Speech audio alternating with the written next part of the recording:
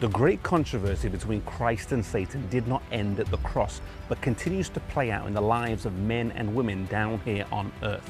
After the ascension of Jesus, the early struggle was between the dominant paganism of the Roman Empire and the new religion of Christianity. There was a concerted attempt to stamp out Christianity by force, with Christians made to flee their homes, stripped of their possessions, both young and old, rich and poor, free and enslaved, educated and uneducated. All were persecuted alike.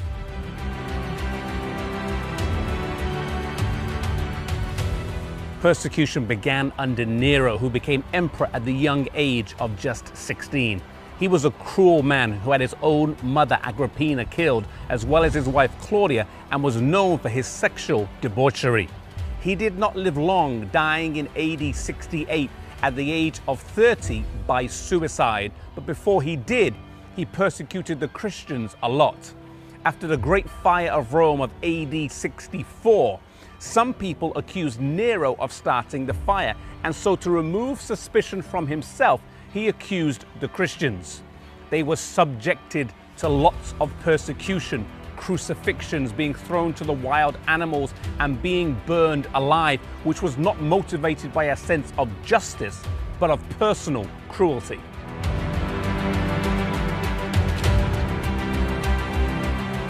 It was during the time of Nero that many historians believe both Peter and Paul were executed here in Rome. This began decades, even centuries of persecution, where Christians were killed for the pleasure of those watching. Sporting stadiums like the Colosseum behind me were commonplace throughout the empire, and where gladiatorial games would take place, and often Christians killed for the pleasure of those watching. It's claimed today by many that many Christians were not killed in this fashion, or they were only killed because they were poor or enslaved, but this constitutes a rewriting of history.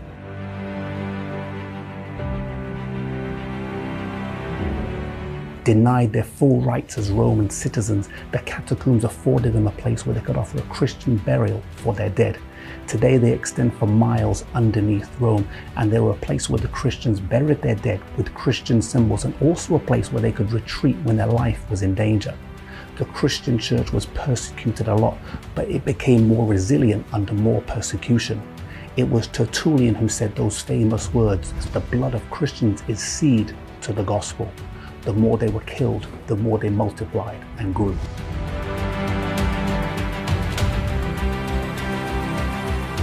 Realizing that the Christian church could not be stamped out by force, the tactics of the enemy switched. If you can't beat them, then join them. Rome transitioned from pagan to papal.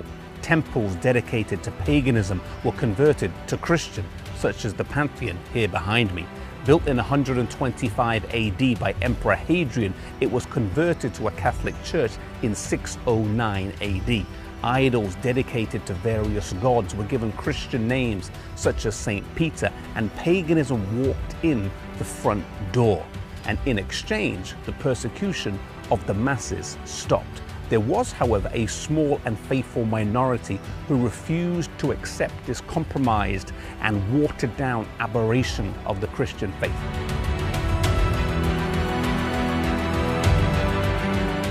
Today, the Christian church in many parts of the world does not suffer the persecution of this time. But Paul writes in 2 Timothy 3 verse 12 that all who live godly in Christ Jesus will suffer persecution.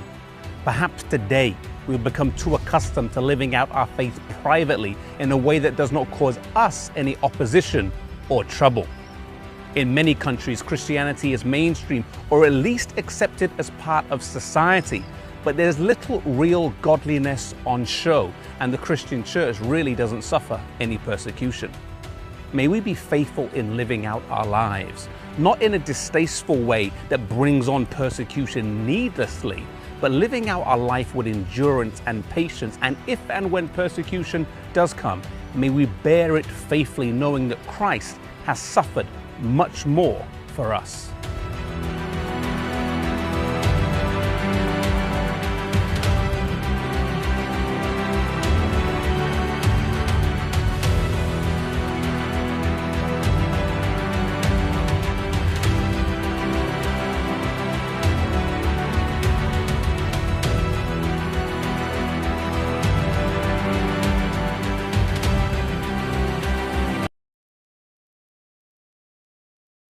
Here in the Philippines, you will find the billionaire pastor who claims to be the Son of God. Here is what happened to him.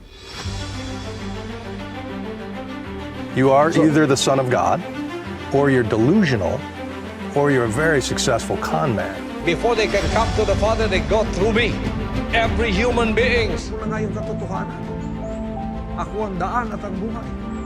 Pag di kayo dumaan sa akin, hindi kayo pupunta sa langit. Apollo Quiboloy is a Filipino pastor and church leader of the Philippines-based Restorianist church called the Kingdom of Jesus Christ, KJC. He founded KJC in 1985 and has made claims that he is the appointed Son of God, as well as being the owner of the universe. Quiboloy has claimed possession of divine powers, including stopping the 2019 Cotabato earthquakes at his command, and has said that the public should thank him for the act. During the C-19 pandemic, following his indictment by the United States Federal Bureau of Investigation in November 2021, Quiboloy said that the emergence of the Omicron variant is due to the persecuting and maligning he received from the public. There have been men, many of them, who claim to be a new Messiah. And tonight we're going to meet 3 of them, including one in the faraway Philippines who has amassed a flock, he says, numbers in the millions. Poor people who give what little they have to the man they believe is the second coming of Jesus. So how do you justify your lifestyle? I mean, your watch could probably feed 100 families for a month. If it's not God's will for me to have these things I have, you can take it away.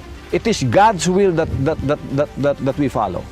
But they get their understanding of the will of God from you. Yeah. And this nice young man wouldn't be holding this umbrella if he didn't believe the things you say.